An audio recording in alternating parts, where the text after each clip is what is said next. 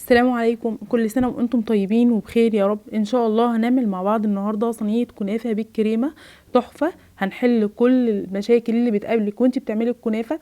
ازاي هنطلع لونها كده ذهبي كده موحد من غير اي الوان صناعية، ويطلع قوام الكريمة متماسك بالشكل اللي انت شايفاه ده، ولونها وطعمها خيالي. باذن الله هتبقي استاذة في عمايل الكنافة ان شاء الله. باذن الله هتجربي الطريقه وهتعتمديها. يلا كده نسمي الله ونبدا الفيديو ونشوف هنعملها مع بعض ازاي. اول حاجه هنبدا بيها هو السيرب او الشربات. شربات الكنافه بيكون تقيل وبارد. هتنزلي بكوبايتين من السكر، عليهم كوبايه من الميه، معلقه كبيره من العسل، وعصير نص ليمونه او عسل الجلوكوز، ورشه من الفانيليا. هنقلب كل كده المكونات كده على البارد. هندوب السكر شويه وبعدين هنرفعه على النار. ويلا كده اقولك ازاي تطلعي الشربات بتاع الكنافه لونه ذهبي. ولو بيسكر منك هقولك تعملي ايه. عندي هنا الشربات هيغلي حوالي 5 دقايق. لو عندك مشكله بقى والشربات بيسكر منك، وخصوصا الشربات التقيل، فرشه كده وهنبلها بالميه وهنلف على حواف بتاعه الكسرولة اللي بتعملي فيها الشربات او الحله اللي بتشتغلي فيها. كده هيمنع التسكير معاكي.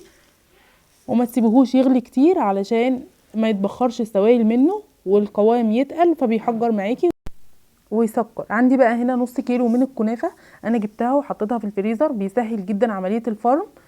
لو ما عندكيش كبه او مش حابه تعمليها بالكبه، اول ما تطلعيها من الفريزر هتفرميها بايديكي كده. الموضوع سهل جدا مش صعب خالص، وهيكون قوامها بالشكل اللي انت شايفاه ده. بس الكبه بتسهل جدا الموضوع. لو مش متوفر عندك هتعمليها بايديكي او بالسكينه، هتتفرم معاكي بكل سهوله وبتكون بالشكل اللي انت شايفاه ده. اتمنى بجد ان انتوا تكملوا الفيديو معايا علشان ما يفوتكوش كده التفاصيل وتطلعوا احلى صينيه كنافه بالكريمه.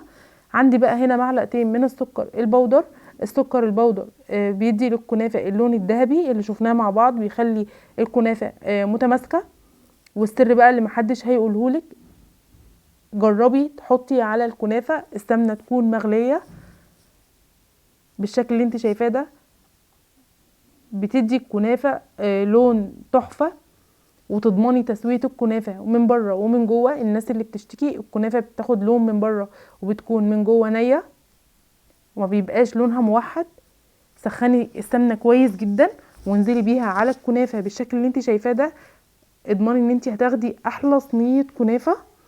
ان السمنه كده هتفركيها كويس جدا في الكنافه، هتوصليها لكل جزء في الكنافه بالشكل اللي انت شايفاه ده. الخطوه دي بقى مهمه جدا، تفركي كده على قد ما تقدري السمنه في الكنافه. وعندي بقى هنا الصينيه اللي انا مستخدماها مقاس 30، مناسبه جدا للنص كيلو من الكنافه. وهتدهنيها بالسمنه كويس جدا. مش هتكتفي بالسمنه اللي حطيناها في الكنافه، اهم حاجه هتدهني الصينيه كويس جدا بالسمنه علشان تديكي اللون الكنافه المظبوط. وهتبطني بقى الصينيه بالكنافه كويس جدا، مش هتسيبي اي فراغات. اتاكدي ان ما فيهاش اي فراغات. هتضغطي بقى كده عليها بايديكي او بصينيه تانية، هتضغطي عليها لما تخلي الكنافه قطعه واحده متماسكه ما فيهاش اي فراغات. وهتعملي حرف كده للكنافه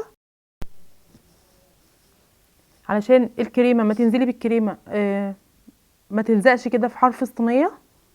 بتكون بالشكل اللي انت شايفاه ده. ويلا بقى مع بعض نعمل احلى شويه كريمه متماسكه تحفه، سهله جدا وبسيطه.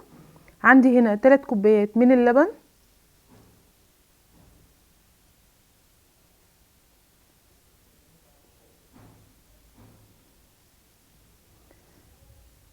هنزل عليهم ب3 معالق كبار من النشا،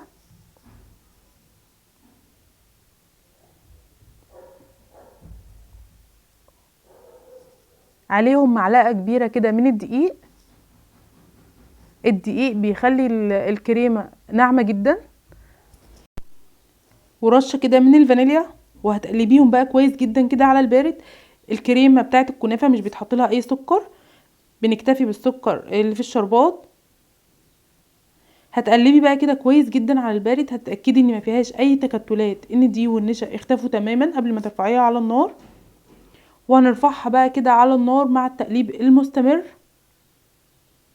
اهم حاجة ايدك فيها علشان ما تلزقش وما يكتلش منك. عندي بقى هنا مكعبين من الزبدة او لو عندك معلقتين من القشطة البلدي، بتخلي قوام الكريمة تحفة. واول ما بتبدأ بقى كده في الغليان يبقى كده الكريمة استوت وتمام. هننزل بقى بيها وهي سخنة على الكنافة، ما تسيبيهاش اما تبرد علشان ما تفصلش منك. هتنزلي بيها وهي سخنة على الكنافة. وهننزل بقى كده بباقي كمية الكنافة. وانتي بتنزلي بقى الكنافة كده هتنزلي بالراحة علشان الكنافة علشان الكريمة ما تلزقش في الصينية.